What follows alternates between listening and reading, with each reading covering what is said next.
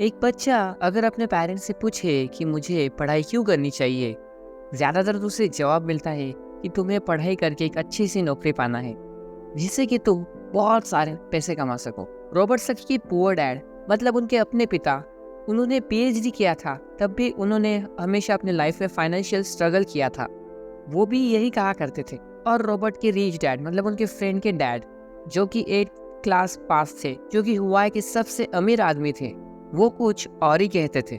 वो बोलते थे तुम्हें पढ़ाई करना है क्योंकि अपनी खुद की एक कंपनी शुरू कर सको, स्टार्ट कर सको और उस कंपनी में दूसरों को अच्छी जॉब दे सको। पुअर डैड बोलते थे कि पैसे कमाने के लिए काम करना होता है, और जो कि रिच डैड बोलते थे तुम्हें ऐसा काम करना है जो कि पैसा तुम्हारे लिए काम करे।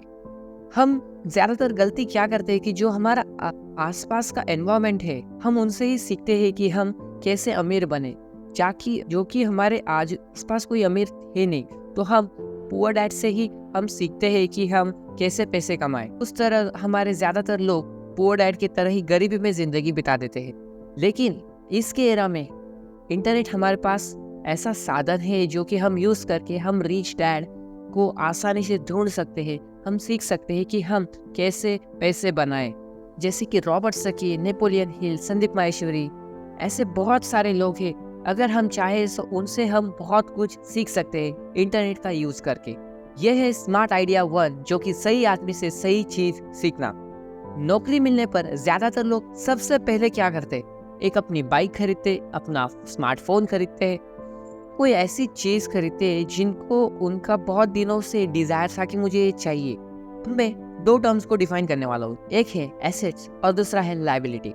जो भी अकाउंट्स सीखते हैं उन्हें तो पता ही होगा एसेट्स और लायबिलिटी क्या है। बेसिकली एसेट वो चीज है जो कि हमारे पॉकेट में पैसे लाए, जैसे कि हमने कोई रेंट पे दिया हुआ घर या फिर बिजनेस या फिर कोई भी चीज जो कि हमें रेगुलर इनकम आती रहे, उसे हम कहेंगे एसेट्स।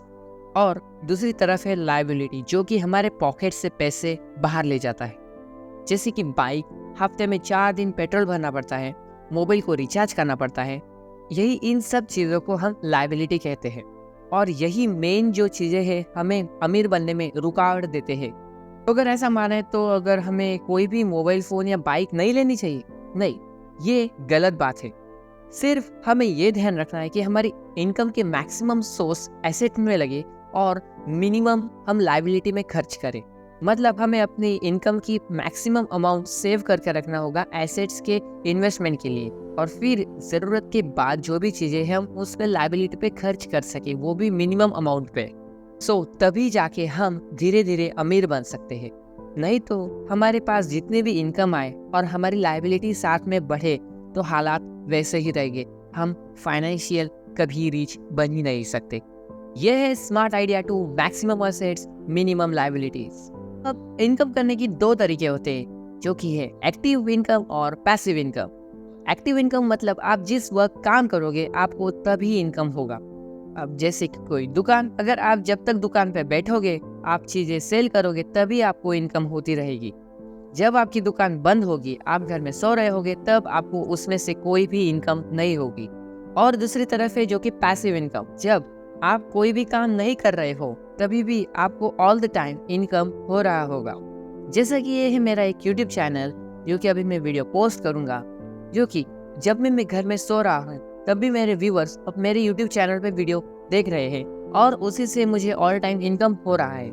या फिर कोई डिजिटल मार्केटिंग ले लो, एफिलिएटेड मार्केटिंग ले लो, वैसी तरह उसे हम कहते हैं पैसिव इनकम। और वैसे अगर आप एक्टिव इनकम के लिए काम कर रहे हो तो आप सिर्फ पैसों के लिए काम कर रहे हो, जो कि अक्सर पुअर डैड्स करते हैं।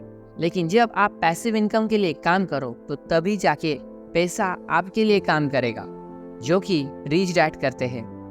अगर आपका तभी इनकम होता है जो कि आप एक्टिवली काम करते हो, तो लाइफ टाइम में आपका बहुत कम चांसेस है कि आप रिच होते हो। यह है स्मार्ट आइडिया 3, जो कि इन्वेस्ट इन पैसिव इनकम। ये 3 स्मार्ट आइडियाज मुझे रिच डैड पुअर डैड के बुक से मिला है, जो कि मैंने आपके साथ शेयर किया। ये है बुक की समरी जो कि मैंने रीड की थी, rich dad poor dad book में। आपको कैसे लगी कमेंट सेक्शन में जरूर बताइए, and thank you so much for watching this.